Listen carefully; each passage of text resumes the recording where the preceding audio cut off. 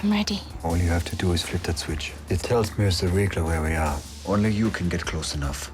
She won't stop until you're dead. Or she is. Come and find me. Marissa. We picked up an unencrypted signal below the Arctic Circle. We think it's Eric Heller. Heller is a rogue asset. I propose we go in and pull him out. We need to keep this contained, gentlemen. Papa. Remember what I taught you, you'll be fine.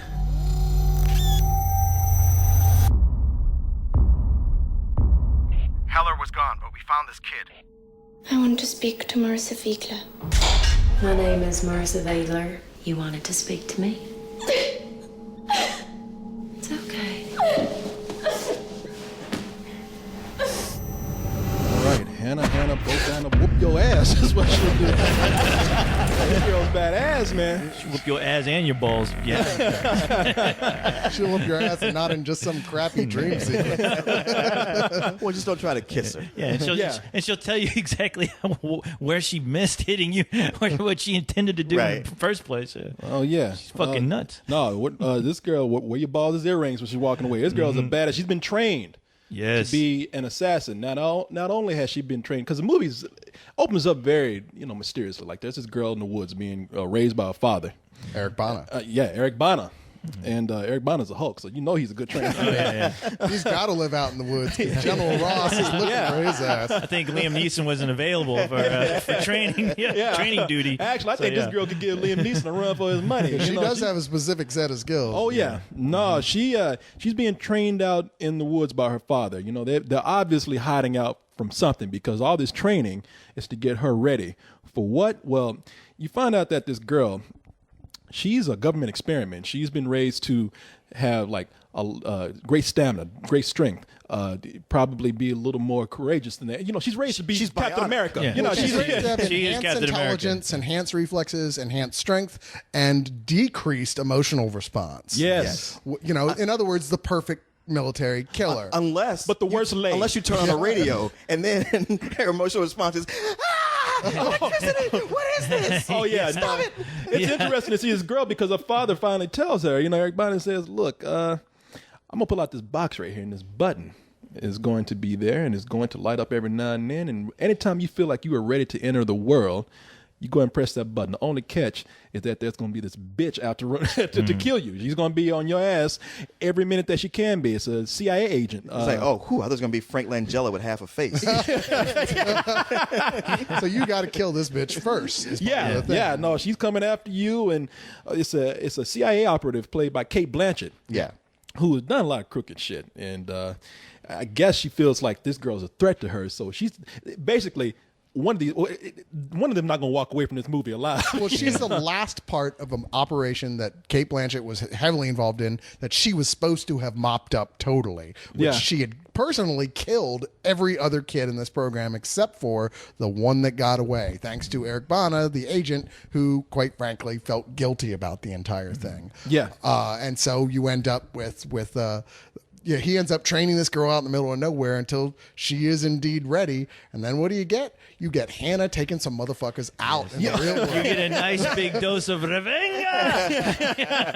This isn't Salt either. This isn't like, because a lot of people said this looks like Salt mixed with a professional. And I was like, I was worried about that too, but that's not what we end up getting here really at all. I mean, whereas Salt is like, let's see how outrageously ridiculous we can take these action scenes that no human being could do at all. Well, this stretches the probabilities of reality a bit. It never goes so far that it breaks it. Yeah. Well, it's one of those things, especially after seeing Sucker Punch, where after seeing Sucker Punch, I was like, you know what? I'm really tired of these girls, these directors who put these girls in these positions where all of a sudden they're badass fighters. They can fight. They know how to use a gun. Where I'm like, half times I just want to like take the gun away from them, pat them on the head, and go, all right, little girl, that was fun playing make believe, but mosey on down the road. Go pick up your Barbies. Yeah, go pick up your toys and just leave. But I mean, this movie really like blew me away as far as like, wow, okay, you know what? In the capable hands of a good director and a good writer, they could still write a badass fucking chick, which this chick, it trumps all these these heroines that we've had lately with the salt characters, the chicks from any girl from fucking Sucker Punch, and this isn't puts them in a real setting, in a real situation that you can actually believe and buy into. This isn't just some rent an action film director either. This is Joe Wright, who is known for films like Atonement and Pride and Prejudice, who does art films like really intense visually, but art films nonetheless. And great action films like The Soloist. Hey man, everybody has their misstep. How many great directors can you name who haven't had at least one misstep film? I know.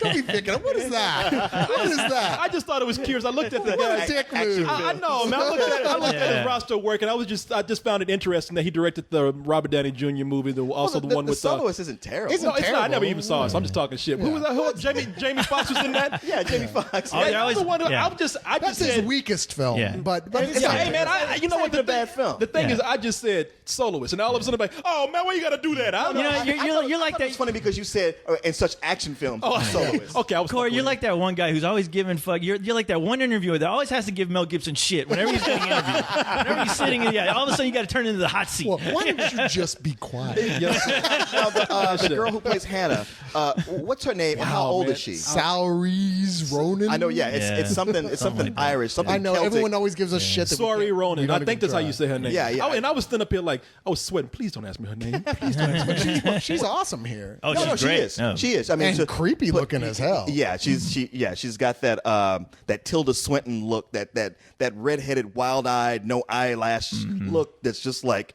girl, what's wrong with you? Yeah. She's like, look at the world like, yeah, yeah. You don't want to. Yeah, you mistake her for Michael Myers or something in a dark alley. But I mean, the thing is that works to her benefit in this movie, and I don't know if that's just like the way they made her. I don't know if how much of that is makeup or or what they did to her. If they bleached her eyebrows or her hair a bit. It's like they just didn't but, put makeup on her. Yeah, Yeah. I mean that too. But I mean, the thing is that it's effective though. It's really effective for a character because there are moments when when she's doing her thing, she looks like a stone cold killer. Yeah, every once in a while you'll see someone, you'll meet someone in real life that you go, man, I don't know what happened with the genetics with you, but you just did not win the lottery with that combination of skin and hair color and eye color. And she's like one of those people that like she catches your eye, but not in a way that like you're like, wow, she's hot. In a way that, wow, she's really odd looking. Right. And sure enough, that's perfect because she isn't human, really, technically speaking. I mean, and it's a movie about she's a Pinocchio here. She is, really because yeah. she wants to be human. She's not angry, really. She's not bitter. She doesn't know how to be those things. The only person she's ever met in her life is Eric Bana, right? And so she's out there. She's trying to do what she was told, but really what she's doing is finding out how human beings work and who they are. She meets a whole family of people and befriends the daughter of the family, and is really more curious in learning about that. Yeah. But she can't just walk away from everything because the CIA or this, presumably Black Ops CIA splinter off group led by Cate Blanchett is looking desperately for her everywhere, and they are not fucking around. And that's Cate Blanchett has hired a crack team of gay Germans. The gayest German she could find. She found a guy from a Elton John lookalike contest. She found some rejects from Rammstein. I mean, she found some guys so gay that they got camel toe. Their shorts are so tight. He's like, of course you're going to get your ass whooped looking like that. I mean, even if besides looking gay, maybe you can fight, but sure, there's got to be uncomfortable and restricting. You gotta let your shit breathe. That tough that they just got bored of fighting, regular people. They were like, you know what? I need to fight more. I'm gonna just gay myself up like crazy to the point where people are just like, oh, I gotta punch you. Oh yeah. Why are you here? Be concise. I need you. You need me. Little old me. I'm very flattered. I need your talents, darling. I need you to do things my agency will not let me do. The devil is in the details, isn't he? It's the girl or Eric? She's in Morocco. It's all in the envelope. Let me worry about Eric. Shall I kill her? Just find her. Marissa, did she turn out as you hoped? Better. You know what's so great about if her name is that Saoirse Ronan. And what's Ronan. Sorry.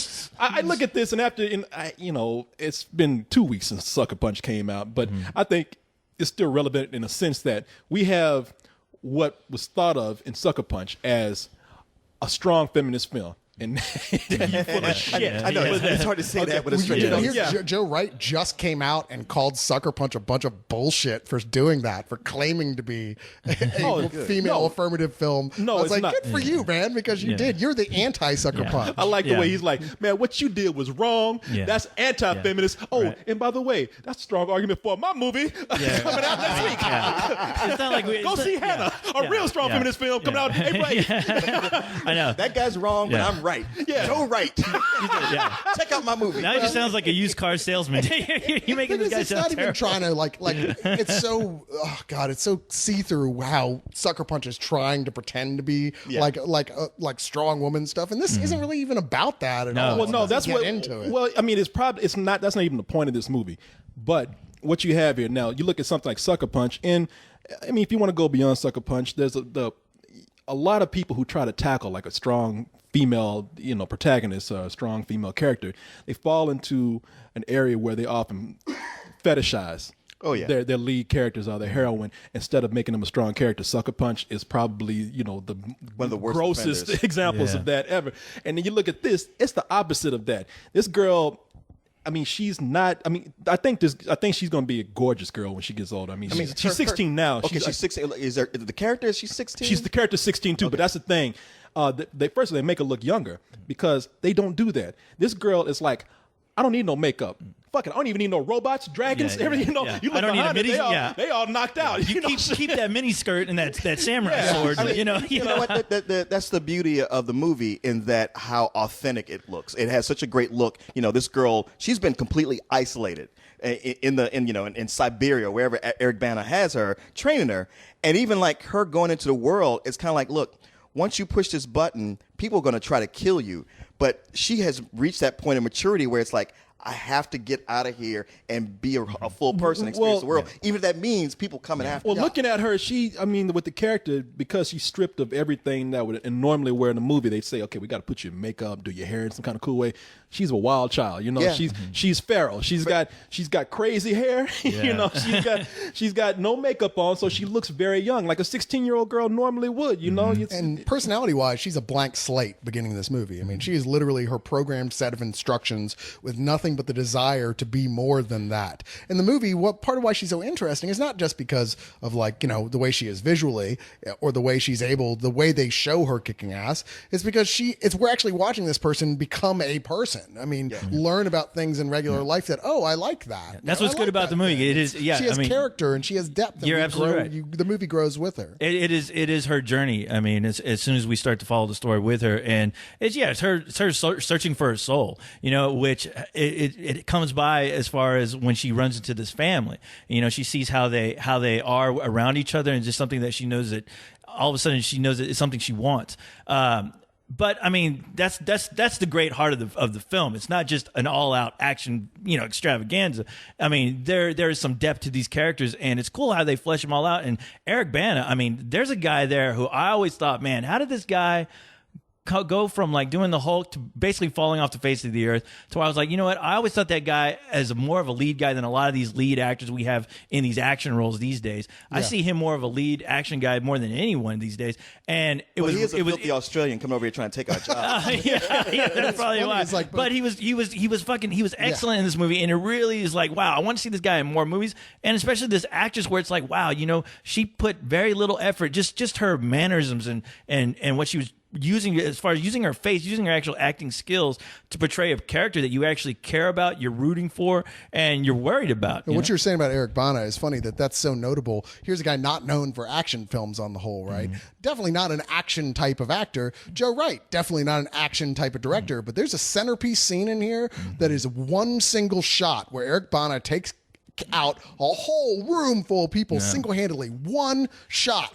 And it's amazing. It's one of the best action hand-to-hand fighting scenes I've ever seen. It's down in the subway, and they managed not to rip off Old Boy. Yeah. That's what I saw coming. I was like, don't do it. Don't do it. It's an astonishing shot, and it's brutal, and it's believable, and it's effective, and you're like, wow, Now, how come the douchebags who are making all these other movies, who are making, I'm sorry to the guys who make the Bourne movies, I like them, but why can't you film an action scene like this? Yeah. You know, this Where we guy's can not see what's even, going on. This guy's not even an action director. That's not even an action actor. Well, you know, there's some movies totally that it's more stylized and a lot of action, and it probably more unrealistic. So I think the Bourne Identity, one of the strengths about it is that it wanted to portray its action not realistic because, you know, they had a car pile up that was fucking 20 stories high, and Matt Damon walks out without a scratch. But I mean, look at this, and that's one of the strengths of the movie, and I'll get into a little bit probably some of the weaknesses of it. It's hyper stylized in certain parts. See, I don't know why that bugs you or the other people who it bugs. Well, you know, I'll tell you. Beautiful. I'll tell you why it bugs me, and you guys are not going to like probably what I know. You're not going to like what I have to say about the movie because I have some problems with it. I think Leon and I walked out with some of the same problems, but and I want to get the good things out the way because I do think this is a movie worth seeing. I do think it's a great film, but you know, and it is hyper stylized. The good parts of being hyper stylized is that you guys came out talking about how this reminded you early on of something like Run Lola Run. Yeah, very specifically. In fact, I said, this feels like the movie that the director Run Lola Run was going to make next. Like, he's a little bit more mature. He's still using a lot of his elements. He's still got that sense of pacing, that like a pulse to the film. Using What did the he music do and the next? film style. The Princess and the Warrior, I believe, which was nowhere near as good. In fact, he's never done anything even mildly as memorable as Run Lola Run. But that's neither here nor there. This is a film that feels like it has that spirit to it. It does. Including And- in the way that yeah. it's stylized in And some I thought for me, it complemented the scenes as far as just like Run Lola Run did. Yeah, exactly. Where you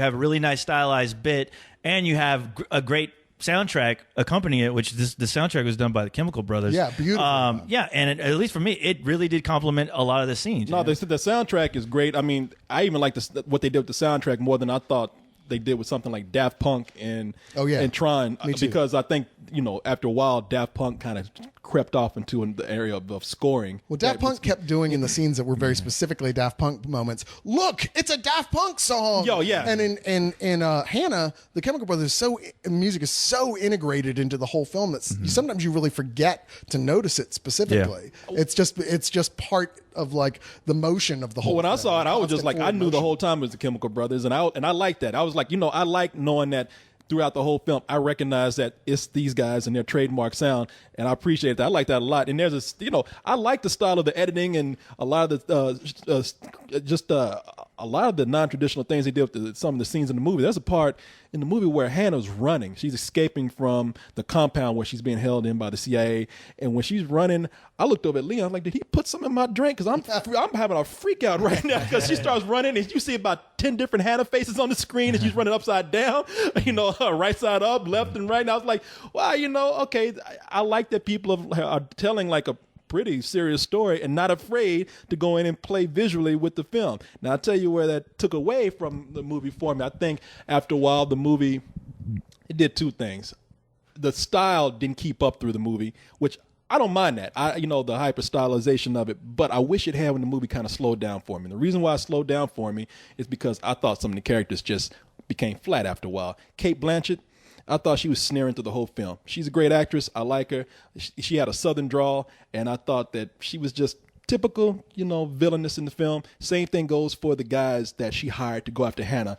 They're kind of a combination between gay Eurotrash and skinheads. And I thought, okay, this is going to be exciting. These guys are like, they're not your average assassins. They're gay and they hate black people. So, you know, I thought it was going to be cool. But after a while, you know, they became just more sneering villains. I just didn't feel like I got the characterization out of the movie that I really thought I would get early on in the film. So that's my biggest problem. Really, that's how you felt about it? No, I'm Man, teasing. everybody's playing me. I'm teasing. You know what? Yeah, I know you're playing. The movie has great style, and even plot-wise, I didn't think about it until you guys were just talking about it. Reminds me of Unleashed. It's almost the same basic plot, and I love Unleashed. And yeah, the look of it, the music, all that stuff is fantastic. And the first half of it, I was completely sucked in. It was like everything you guys were telling me. It just came with the second half where it's like, okay, what next? And I felt like it was weak on the what next when it came to like the characters being more than what they seemed at first. Like, I mean, as you said, Cate Blanchett's character, I was like, you know, I want to see more what the story was. When you get down to the heart of what's behind it all, it's very cliche, and they don't even build that much to it to make it more dimensional. And just when it gets to its final payoff, I kind of felt like it was lacking. Like, dang, I felt like I was in for something more than what this ended up being. And I wish it had kept up. I wish it could have just kept that all the way through. But yeah, once there's a point when you learn everything and then don't learn anymore. And it's like, you know what? This is a better movie than Salt, and yet Salt did offer me more on that end. But I would certainly recommend it to anybody to see because it's it gets your pulse racing. It's everything you want, and they do a damn good job of making this 16-year-old girl look like she really can take out grown men. Because people fuck up on that all the time. Oh yeah, they do. They More need to often have than that not. girl.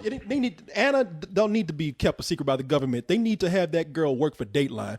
Like every pedophile that comes in and tries to molest this girl, get their ass beat down. They don't need the police to come in. They just the guy would say, "I ain't never fucking with no girl Who again." needs that guy to go? Come on, take a seat. One of you. Well, but I was gonna no fuck that. Just have her there and just beat the shit out of her. Yeah, shit, I guarantee you, every guy will walk out gay after trying to molest Hannah. I ain't fucking with women no more. But you know what? I'm glad to hear what y'all are saying about your criticism of it because while I don't agree, I understand totally how you look at it that way. I don't mean that in negative towards y'all. I'm just saying that is definitely one way of looking at it. The other way is that this is not a plot-driven film. It really isn't, which is extremely weird for an action film, which ultimately this is. It's a character piece, 100%. And those other characters that you're complaining that you didn't feel were fleshed out enough shouldn't be. They're just there to serve Hannah's story. Ultimately, this film's not about them and where the plot goes with them. It's about watching this one singular character. The and growing henchman, with I would them. agree with you, but Kate Blanchett's character, who is so important to this, She's developed just think enough. I think she really needed to be. See, because I thought she was as far as just her being cold and calculated and just doing what she did. I mean, she basically is there to clean things up. You don't get too much into her as far you do find about her backstory and how she really fits in, especially with Eric Bana's character. Why she is a target. But I mean, it was enough information there to where I'm like, okay, I understand this. I get this. It's a simple enough story, but I just thought the execution of it. They did such a good job with it than other movies I've seen can never do. That's the thing is like it's not one of those films that should be about like getting that heavily into the plot because it is about the atmosphere and the feeling of it and the description of this character, the really getting inside of who Hannah is and who she's becoming and doing it in a very unique way that almost like when I hear you talking about this, Leon, I'm going, wow, I feel like that would have just been a distraction. See, like, I didn't want more. My counter argument to that, I think, is just like, what are you looking for? Because obviously you weren't looking for the same thing. When I get a character like Kate Blanchett, movies like this where you have a pursuer, you have a villainess, a lot of times you remember the villain in that movie and you walk away sometimes remembering that more than the central character. And let's just say that you don't need that here. The other thing is that Kate Blanchett never felt like a threat to me at all. I don't think she's ever really supposed to be. But it would be nice to have that if for the tension, because after the second half, I mean, when it came to the second half, I didn't feel that. The side characters, if you're going to introduce an eccentric character, make him a character. Don't make him a character because he wears hot pants and tube socks. Make him an eccentric character because I remember him by how dangerous, scary, or how crazy his personality is. I didn't get that. So I mean, I think it's just kind of two expectations. I like coming out remembering characters that make me feel really scared and threatening. I didn't get that from here. I was scared of Hannah, because Hannah made me not want to go on any more dates or anything.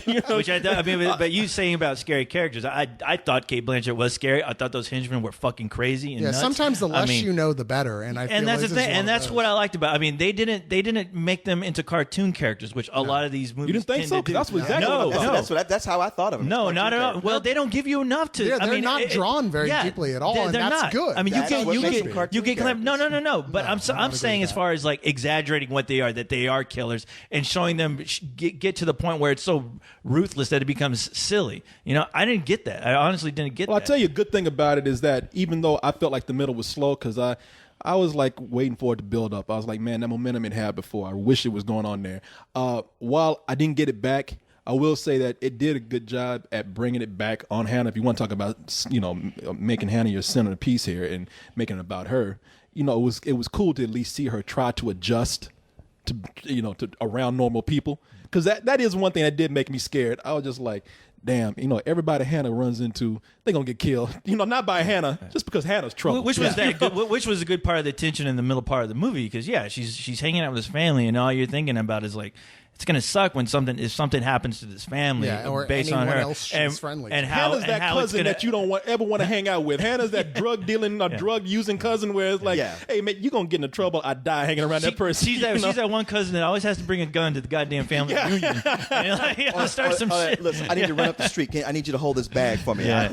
Or just by if hanging anybody around, comes here like- asking for it, just don't give it to them. All right. But I mean, just like you at home, and Hannah's the kind of dangerous liability where if she came over to your house and just was chilling and do nothing, it would always be somebody like around there like, hey yo man, where Hannah at? Because she owe me some money. Oh, that's what you're saying about that's why the middle is exciting. I agree with you. I think because this is about that character growth for her, where she doesn't understand that she's dooming everyone who helps her to death, to horrible fucking death. Anyone who comes near her, she doesn't understand that, and it's about her coming to realize that I can't just keep dodging this issue. I have to take it head on, or all these people. I mean, I can't live a normal life that I want to have because of this. Yeah. I think that is a lot that going on there. It's just it doesn't say it out loud because it doesn't need to. Yeah, like I said, it's one of those movies where people are going to get different things out of it going into it what they see. I mean, it's just that kind of different film. For me, fell a little short, but I definitely would recommend people see this. For me, it's a high matinee.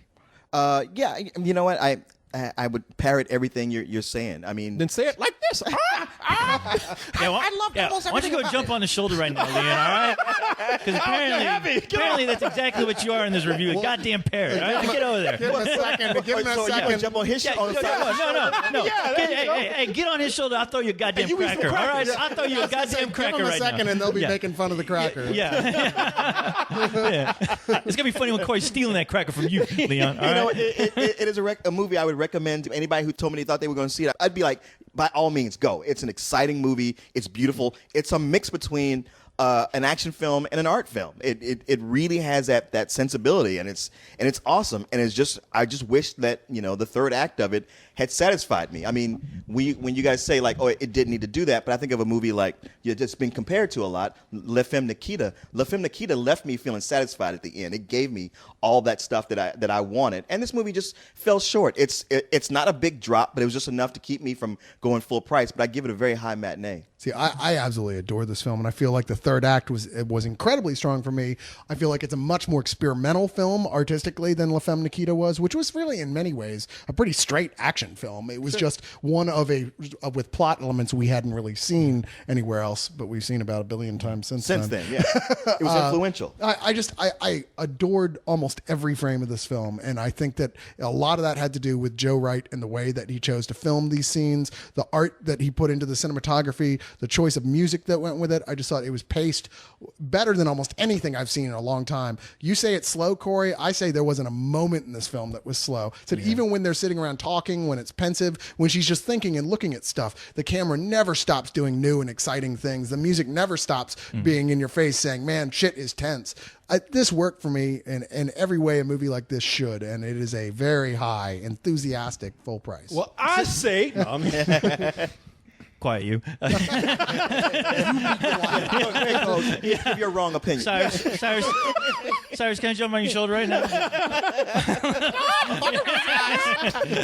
Parrot Wars. No. I'm a robot, so don't worry. We will win. Yes, mechanical parrot. You're gonna look like the Predator when I'm on. No, but no. I mean, Corey and Leon, you're all wrong. This movie is. I mean, it is. It's definitely fast paced. That's the one thing that gets me as far as if anyone's telling me it's slow.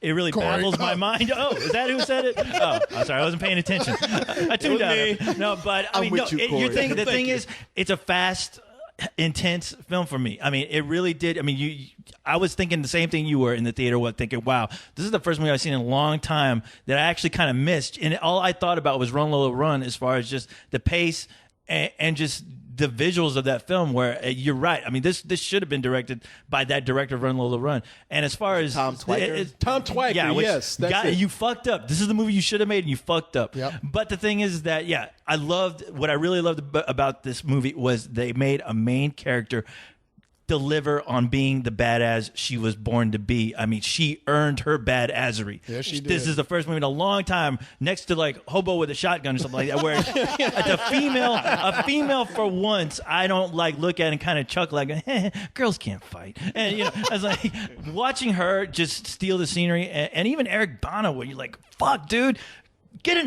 Start taking that fucking guy who's doing the transport. What's his name again? The Curly. Yeah, Jason Statham. Yeah, Curly. Take that guy's role because I want to see. He's more charismatic with doing very little, and just he has such a screen presence. I hate that he's wasting his time with trying to figure out what to do next. But other than that, he does very little better than anybody else. Yeah, I know he does. But I mean, no, I mean this movie, I would highly recommend it as far as anyone looking for a straight-on action film with some heart, some depth, and some style.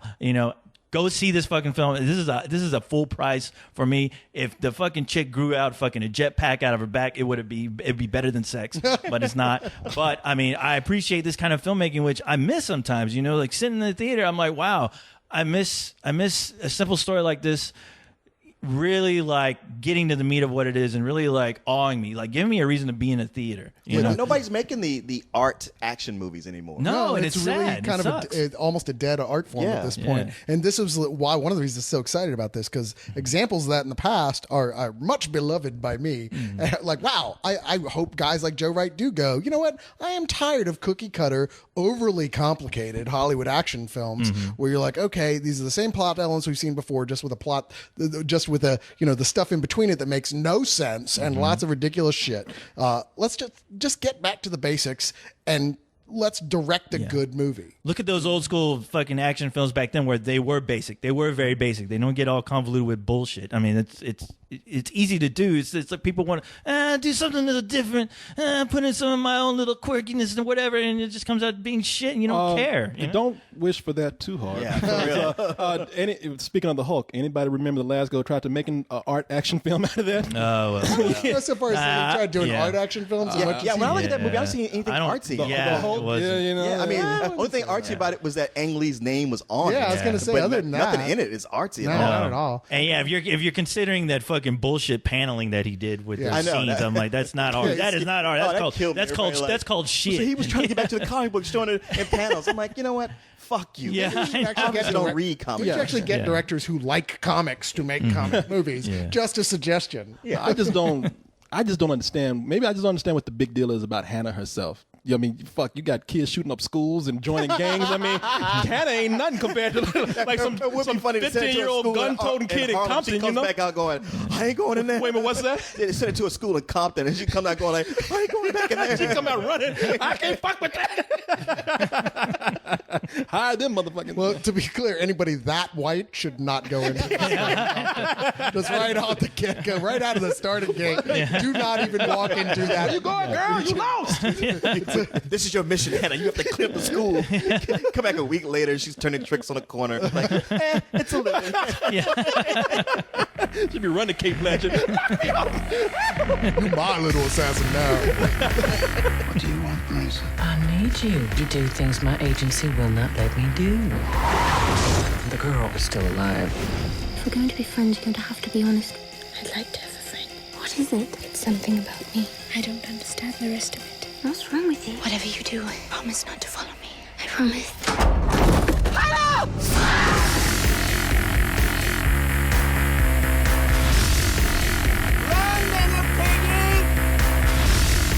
I tried to prepare you. You didn't prepare me for this.